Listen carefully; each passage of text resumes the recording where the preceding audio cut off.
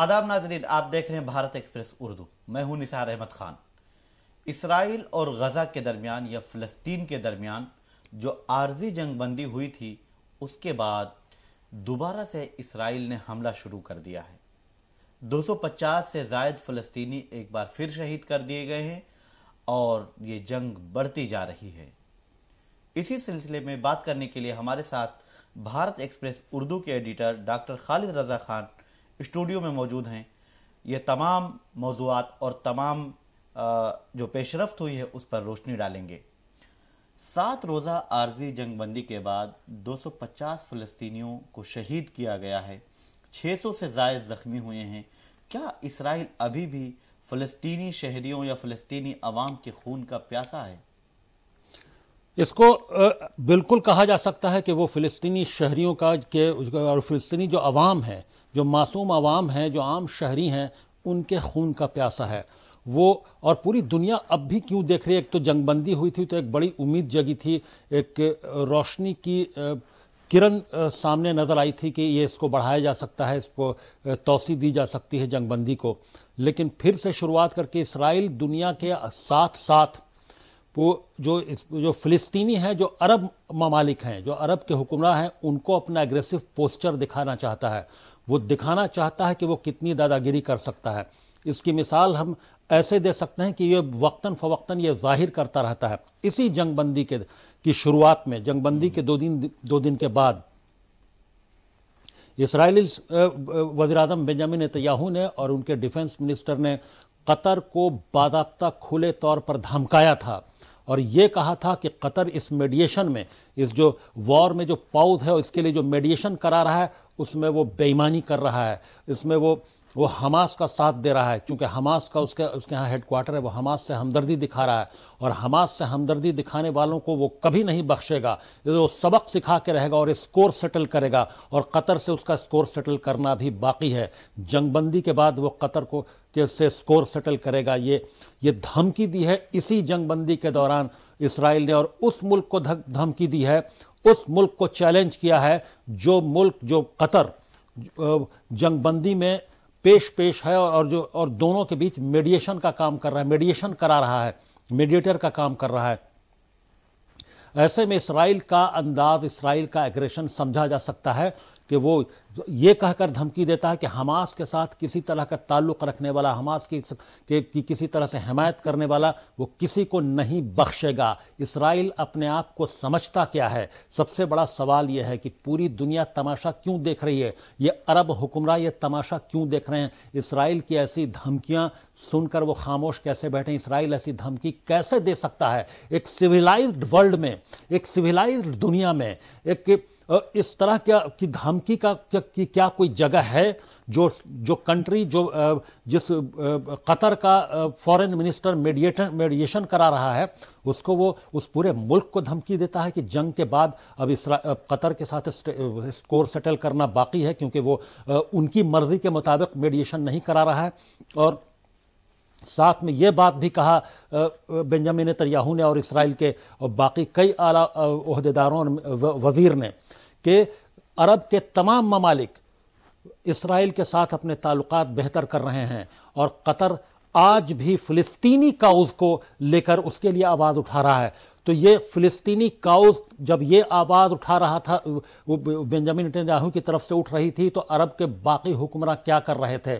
वो कि फ़लस्तीनी काउज़ अभी ज़िंदा है या नहीं है, उनके कानों पर जूं तक क्यों नहीं रेंग रही है कि फ़लस्तीनी काउज़ है या नहीं है? जो आज़ाद फ़लस्तीनी रियासत के वजूद की बात होती है या नहीं होती है? तो इसराइल की इस धमकी के बाद कि आज़ाद फ़लस्तीनी काउज़, फ़लस्तीन काउज़ की आवाज़ उठाता रहता है कतर, बाकी अरब ममालिक इसराइल के साथ ताल्लुकात बेहतर उस्तवार करने में लगे हैं और इसराइल के वजूद को तस्लीम करने में लगे हैं। और लेकिन कतर अभी भी हमास को अपने यहाँ शेल्टर देता है। हमास के जो लीडर हैं इस्माइल हानिया वहीं रहते हैं और वो हालांकि उसके सफारती ताल्लुकात कतर के नहीं हैं। तो इससे भी वो बरहम है कि बाकी अरब ममालिक जब सफारती ताल्लुकात बहाल कर रहे हैं तो कतर क्यों नहीं कर रहा है? कतर इसराइल को क्यों नहीं उस तरह से रिकॉग्नाइज कर रहा है? इसका खामियाजा कतर को भुगतना पड़ेगा।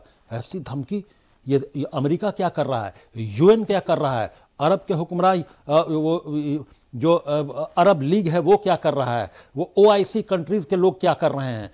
مطلب یہ تو سویلائزڈ ورلڈ میں اس طرح کی زبان کا استعمال, یہ سکور سیٹل کریں گے, جنگ ختم ہونے کے بعد ان کا حساب کیا جائے گا. اسرائیل کی یہ جو دھمکی ہے اس کے بعد OIC کی طرف سے کوئی ایسا بیان نہیں آیا, یا OIC کی طرف سے کوئی حکمت عملی نہیں تیار کی گئی, یا پھر کوئی میٹنگ تک نہیں بلائی گئی. اس سلسلے میں کیا لگتا ہے کہ کیا OIC کے جو ممالک ہیں یہ بھی اسرائیل سے ڈرے ہوئے ہیں, اسرائیل سے خوف زدہ ہیں؟ مجھے تو بالکل سمجھ میں نہیں آتا کہ ایک سویلائزڈ دنیا میں وہ اس طرح کی زبان استعمال کرنے کے بعد بھی دنیا خاموش ہے. اسرائیل کس طرح کی دادا گیری کی طرف بڑھتا ہے. اسرائیل پورے, ہم اسرائیل کے بعد اسرائیلی حکومت کی بات کریں گے. یہ جو موجودہ حکومت ہے وہ کس طرح کی زبان کا استعمال ہے, کس طرح کی دھمکی آمیز اپروچ کا کے بعد بھی OIC کنٹریز کچھ اقدام نہیں کر رہے ہیں اور وہ خاموشی اختیار کیے ہوئے ہیں.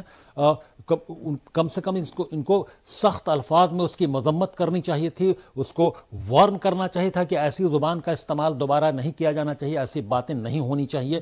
تو بالکل مجھے لگتا ہے کہ جو عرب ممالک ہیں وہ آواز اٹھاتے ضرور ہیں, فلسطینی کاؤز کے لیے کچھ کر بھی رہے ہیں کوشش, لیکن وہ دوسری طرف ایسی دھمکیوں کو برداشت کیسے کر پا رہے ہیں یہ میری سمجھ سے باہر ہے. اب سوال یہ اٹھتا ہے کہ اسرائیلی حکومت, جو موجودہ حکومت ہے, اس کی اس دھمکی کے بعد کیا اگلا نمبر قطر یا دوسرے عرب ممالک میں نہیں؟ یہ ایک تو اسرائیل نے ظاہر کر دیا کہ جس طرح کا اس کا جو ایگریسو اپروچ ہے, جو جارحانہ رویہ ہے, وہ اسی کے تحت وہ جنگ بندی اس نے جنگ بندی کو ختم کر کے پھر سے جنگ کی شروعات کر دی. وہ ایک میسج دینا چاہتا ہے عرب ممالک کو, جو آس پاس کے ممالک ہیں, جو پورے مڈل ایسٹ میں ایک زبردست اگریسو میسج دینا چاہتا ہے کہ میں جو چاہوں گا اس علاقے میں کروں گا. کسی کی ہمت نہیں ہے کہ وہ ہمیں کسی طرح کی نصیحت کرے, یا وہ چوں چرا تک نہیں کر سکے, کسی کی ہمت نہیں ہے. اس کے ساتھ ساتھ وہ امریکہ اور جو مغربی ممالک اس کی حمایت میں کھڑے تھے, ان کو بھی اپنا رویہ دکھا رہا ہے کہ آپ کو جتنی مدد کرنی ہے کیجئے, ورنہ کرنا وہی ہے جو ہم چاہیں گے, ہم اپنی مرضی کے مطابق کریں گے. جس پر جو امریکی صدر جو بائیڈن نے درمیان میں ایک بار بول بھی چکے ہیں کہ اسرائیل کو پورا حق ہے کہ وہ اپنے حساب سے, اپنی دفاع کے لیے اپنے حساب سے فیصلہ کرے. تو جب اسرائیل کو حق ہے اپنے حساب سے فیصلہ کرنے کا, تو باقی ممالک کو بھی حق ہے اپنے حساب سے فیصلہ کرنے کا. تو عرب ممالک کو اپنے حساب سے فیصلہ کرنا چاہیے, حق تو ان کو بھی حاصل ہے. اس 7 روزہ عارضی جنگ بندی کے بعد یہ حملہ جب شروع ہوا ہے, آج اس کا دوسرا دن ہے. اسرائیلی فوج نے کہا ہے کہ 400 ٹارگٹ ہمارے, یعنی 400 اہداف ہیں جن کو ہمیں نشانہ بنانا ہے. اس کا کیا مطلب ہوگا؟ کچھ نہیں, یہ ہیلے بہانے ہیں اسرائیل کے. 400 اہداف ان 1.5 مہینے میں کیا اسرائیل کے پاس کو وہ 400 اہداف نظر نہیں آئے؟ اتنی تباہی کے بعد بھی جو تمام جو سویلین علاقے تھے, جو سویلینز کی بلڈنگیں تھیں, عمارتیں تھیں, ان کو زمین دوز کر دیا, ان کو ملبے میں تبدیل کر دیا. اس کے بعد بھی اس کے یہ اسرائیلی حکومت کی ناکامی ہے, سراسر ان کی انٹیلیجنس کی ناکامی ہے, ان کے ڈیفنس فورسز کی ناکامی ہے, جس کو وہ چھپانے کی کوشش کر رہے ہیں. اور اب 400 نئے اہداف سامنے آ گئے ان 1.5 مہینوں میں. اتنی بمباری کے بعد ان کے وہ اہداف کہاں تھے؟ ان کو کیوں نظر نہیں آ رہے تھے؟ کیا صرف ان کو اسرائیلی فوج کو صرف ہاسپٹل نظر آ رہا تھا, وہ کیمپس نظر آ رہے تھے, وہ جو طبی امداد کے سینٹرز ہیں وہ نظر آ رہے تھے, یا جو کیمپوں میں پناہ لیے ہوئے لوگ نظر آ رہے تھے؟ یا مطلب جو سمجھا جا سکتا ہے کہ اسرائیل کو وہ 400 جن نشانوں کے اب بات کر رہا ہے, وہ نشانے پہلے اس کو نظر نہیں آ رہے تھے کیا؟ اسی درمیان جو امریکی وزیر خارجہ ہیں اینٹنی بلنکن, ان کا ایک بیان آیا ہے اور انہوں نے کہا ہے کہ اسرائیل کو متنبہ کرتے ہوئے کہا ہے کہ اس بار جو شہریوں کی ہلاکت کی جا رہی ہے وہ نہیں ہونی چاہیے, اور اس کے لیے الگ خاص طریقے سے ان کی حفاظت کرنی ہوگی. اور شمالی غزہ میں بڑی تعداد میں شہریوں کی موت کی بات کا ذکر انہوں نے کیا ہے. اب اس کو نہیں دہرایا جانا چاہیے. آخر ان کے بیان کا کیا اثر نظر آ رہا ہے؟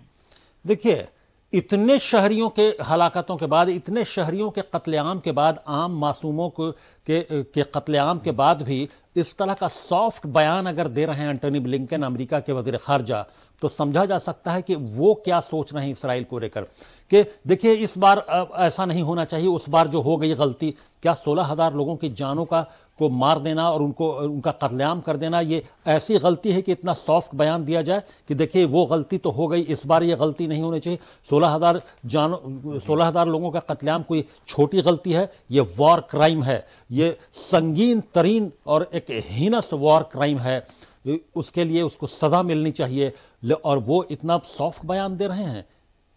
وہ اس پر تو سوال اٹھے گا ہی کہ اینٹونی بلنکن آخر وہاں گئے کیوں تھے جب وہ جنگ بندی میں توسیع نہیں کروا سکتے تھے، جب وہ اتنے بے بس تھے تو وہاں گئے کیوں تھے؟ تو مجھے تو لگتا ہے کہ وہ گئے اس لیے تھے، وہ بار بار وہاں جاتے اس لیے ہیں کہ جو اپنے پہلے دورے میں انہوں نے جو اپنی آئیڈینٹی بتائی تھی کہ وہ کس حیثیت سے وہاں گئے تھے، انہوں نے اپنے پہلے دورے میں 7 اکتوبر کے بعد جو حملہ شروع ہوا تھا تب سے وہ جب جو پہلی بار انہوں نے دورے کیا تو انہوں نے کہا کہ وہ جیوز کی حیثیت سے وہاں پر آئے ہیں، تو کیا بار بار وہ اسی حیثیت سے جاتے ہیں؟ تو کیا وہ مجھے سمجھ میں نہیں آ رہا کہ وہ کس حیثیت سے وہاں وار کیبنٹ میں بیٹھے، ایک ملک کا کہ جو بھی کیبنٹ ہے، ایک سرکار جو کیبنٹ میٹنگ ہوتی ہے اس میں وہ کس حیثیت اور بیٹھے، ان کو انوائٹ کیا گیا، تو کیا اس کا اثر رہا؟ اثر کیا یہی ہوا کہ جنگ پھر ان کے وہاں موجود رہتے ہوئے پھر سے جنگ کی شروعات کا فیصلہ لے گیا اور وہ یہ سافٹ بیان دیتے رہ گئے؟ اسی درمیان ایک اور بات آئی ہے، یہ آپ ہمارے ناظرین کو بتائیں۔ اسرائیل نے حماس پر ایک الزام لگایا ہے اور حماس نے اسرائیل پر الزام لگایا ہے۔ یہ میں تفصیل کے ساتھ آپ سے ذکر کر رہا ہوں کہ جو اسرائیلی فوج ہے اس کا کہنا ہے کہ جو جنگ بندی کی شرطیں تھیں اس کی حماس نے خلاف ورزی کی ہے۔ دوسری طرف اور اسرائیل کی طرف سے راکٹ داغے آیا گیا ہے۔ حماس نے کہا ہے کہ جو جنگ بندی کا معاہدہ ہوا تھا اس کو توڑنے کے لیے اسرائیل نے سب سے پہلے شمالی غزہ میں ایندھن کی جو سپلائی تھی اس کو روک دیا، اور جس سے درجنوں افراد ہلاک ہو گئے۔ تو اس طرح کا بیان آیا ہے، الزام اور الزام تراشی، جوابی الزام تراشی، یہ کیا مطلب ہے؟ دیکھیے کوئی نہ کوئی بہانہ چاہیے تھا جنگ کو شروع کرنے کا، کیونکہ اسرائیل کے اندر دباؤ تو ہے، لیکن اسرائیل اس بات سے بھی ناخوش تھا کہ جو 80 قیدی یعنی 80 یرغمالی جو ہوسٹیجز تھے اسرائیلی، جو حماس کے پاس یرغمالی کے طور پر تھے، تو وہ جب ایک ایک کر کے لاٹ میں 10 12 15 کر کے جب ان کو چھوڑا جا رہا تھا حماس کی جانب سے، یعنی جب وہ جا رہے تھے، جب وہ جانے کے بعد ایسی تصویریں بے شمار ہیں، اور سوشل میڈیا پر اور کئی چینلوں پر، چاہے وہ الجزیرہ ہو یا اور کوئی چینل ہو، کہ وہ جب واپس جا رہے ہیں ان میں خواتین ہیں، ان میں نوجوان لڑکیاں ہیں، نوجوان لڑکے ہیں، بوڑھی خواتین ہیں، بوڑھے مرد ہیں، جب وہ واپس جا رہے ہیں تو ان کی واپسی کے وقت جو ان کا جیسچر ہے تو وہ ایسے واپس جا رہے ہیں جیسے وہ کسی ریزورٹ میں پکنک منانے آئے تھے اور ایک چند وقفے گزار کر وہ واپس جانا نہیں چاہتے ہیں۔ وہ جس کو کہتے ہیں کہ ہندی میں بھاری من سے جانا، تو ان کا، اور جب جا رہے ہیں تو وہ گلے لگ کے جا رہے ہیں۔ وہ جو جن لوگوں نے ہوسٹیج بنایا تھا، جو سو کالڈ یا تو حماس کے لوگ تھے یا جو بھی وہاں جن لوگوں نے ہوسٹیج بنایا تھا، کیا کوئی ہوسٹیجز کے ساتھ اس طرح سے گلے ملے گا، آنسو بہائے گا، ویڈیو فوٹیج لے گا؟ کیا وہ مسکرا کر جائے گا اور یہ کہہ کر جائے گا کہ اسے کسی طرح کی تکلیف نہیں دی گئی؟ کیا وہ یہ کہہ کر جائے گا کہ وہ یہاں بہت خوش تھا، اسے افسوس ہے کہ وہ یہاں سے جا رہا ہے؟ آخر ان کو کون سا وہاں ماحول، کیا ماحول ملا تھا، کیا تھا؟ ہمیں یہ ہماری سمجھ سے بھی پرے ہے۔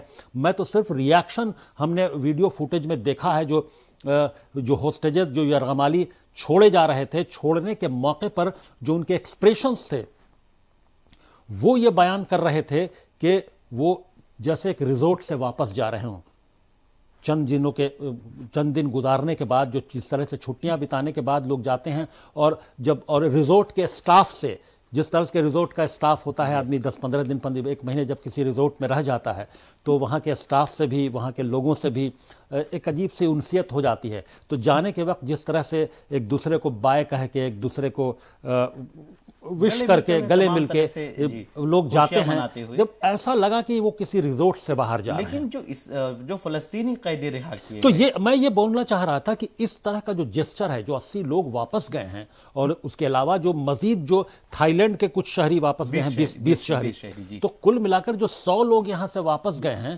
تو ان کی واپسی نے وہاں عجیب کیفیت پیدا کر دی۔ ان کے اہل خاندان، ان کے پورے جاننے والے، ان کے محلے والے، ان کی کالونی والے جو جب یہ بیان کر رہے ہیں اور ان کی چہرے پر جو خوشی اور جو تاثر دیکھ رہے ہیں، جو اطمینان دیکھ رہے ہیں اور جو چینج آف مائنڈ دیکھ رہے ہیں، اس کے بعد جو تاثر پیدا ہو رہا ہے پوری اسرائیل میں، وہ پریشان کر رہا ہے بنیامین نتنیاہو کی حکومت کو کہ یہ ہو کیا رہا ہے۔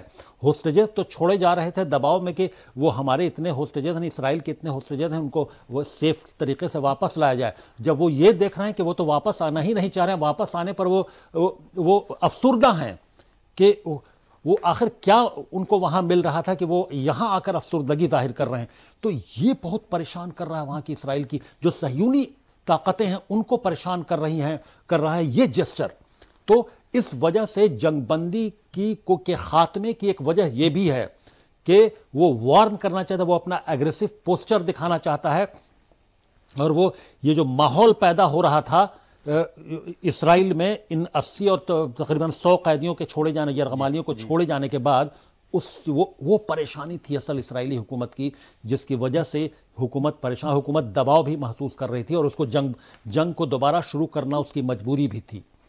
لیکن جب جو فلسطینی قیدی جو وہاں سے رہا ہو کر آئے ہیں، ان کے ساتھ بڑا غلط برتاؤ کیا گیا، ان کا ویڈیو بھی دیکھ رہے ہیں ہم، ان کے ساتھ جو رویہ اپنایا گیا وہ انتہائی مایوس کن ہے۔ ان کے ساتھ دنیا جو مختلف سوشل میڈیا پلیٹ فارمز کے ذریعے، مختلف جو چینل ہیں ان کے ذریعے جو تصویریں دیکھ رہی ہے کہ جو فلسطین سے یرغمالی جا رہے ہیں واپس، جو اسرائیل کے لوگ جو ہوسٹیجز کی حیثیت سے یہاں 1.5 مہینے رہے، وہ واپس جا رہے ہیں تو کس جیسچر کے ساتھ واپس جا رہے ہیں اور کتنی اچھی صحت اور خوش و خرم ہو کر جا رہے ہیں۔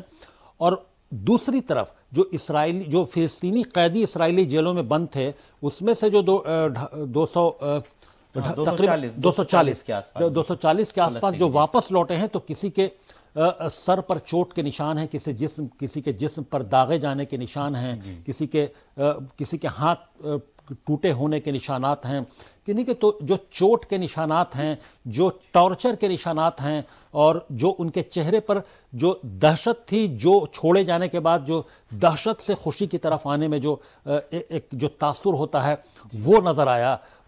تو یہ بھی دنیا یہ بھی دیکھ رہی ہے۔ تو یہ مجموعی طور پر یہ ایک دباؤ ڈال رہا ہے صہیونی طاقتوں پر، اور خاص طور سے چونکہ یہ اسرائیل کی بھی موجودہ حکومت جو بنیامین نتنیاہو کی ہے، یہ ایک زائنسٹ حکومت ہے، تو اس پر ایک دباؤ ہے۔ اس دباؤ کو جھیپ مٹانے کے لیے، اس دباؤ کو اٹینشن ڈائیورٹ کرنے کے لیے اس نے پھر سے جنگ بندی کو ختم کر کے جنگ کی شروعات کر دی۔ اسی درمیان آخری سوال میرا ہے کہ جو قطر کی طرف سے ایک بار پھر بیان آیا ہے وزارت خارجہ کی طرف سے کہ اسرائیل اور حماس کے درمیان بات چیت جاری ہے اور جنگ بندی سے متعلق جلد ہی بڑی خبر آئے گی یا خوش آئند خبر آ سکتی ہے، اور جو موجودہ صورتحال ہے اس پر افسوس کا اظہار کیا ہے۔ ایک طرف اسرائیل قطر کو دھمکی دے رہا ہے اور دوسری طرف قطر کے ٹیبل پر بات چیت بھی کر رہا ہے۔ یہی تو تضاد ہے، جو کنٹراسٹ ہے یہی ہے کہ ایک طرف وہ دھمکی دے کر قطر کو اس کو چاہتا ہے کہ وہ اسرائیل کی مرضی کے مطابق کام کرے، اور دوسری جانب اسرائیل کی مجبوری بھی ہے یہ کہ وہ جنگ بندی کے لیے بات چیت جو ہو رہی ہے اس ٹیبل پر آئے۔ تو اسرائیل کے کنفیوژن کو، اسرائیلی حکومت کے کنفیوژن کو، اسرائیلی حکومت کے جو عزائم ہیں اس کو یہ سمجھا جا سکتا ہے، اور اسرائیل حکومت کی مجبوری کو بھی، اندرونی مجبوری کو بھی سمجھا جا سکتا ہے کہ جنگ بندی کو ختم کر کے جنگ کی دوبارہ شروعات تو اس نے کر دی، لیکن ابھی بھی جو دباؤ ہے اس پر، اس کو سمجھ میں نہیں آ رہا کہ وہ کرے تو کیا کرے۔ اس لیے اس نے ایک چینل بات چیت کا بھی کھولا ہوا ہے قطر کے ساتھ، اور قطر کو دھمکا کر درمیان میں یہ ظاہر کرنا چاہتا ہے کہ وہ वो विन विन सिचुएशन है उसकी, और वो जो चाहे वो डिक्टेट करा सकता है। तो ये एक साइकोलॉजिकल गेम भी है। एक वॉर में कई तरह के की स्ट्रेटजी होती है, तो ये एक साइकोलॉजिकल गेम भी खेला जाता है।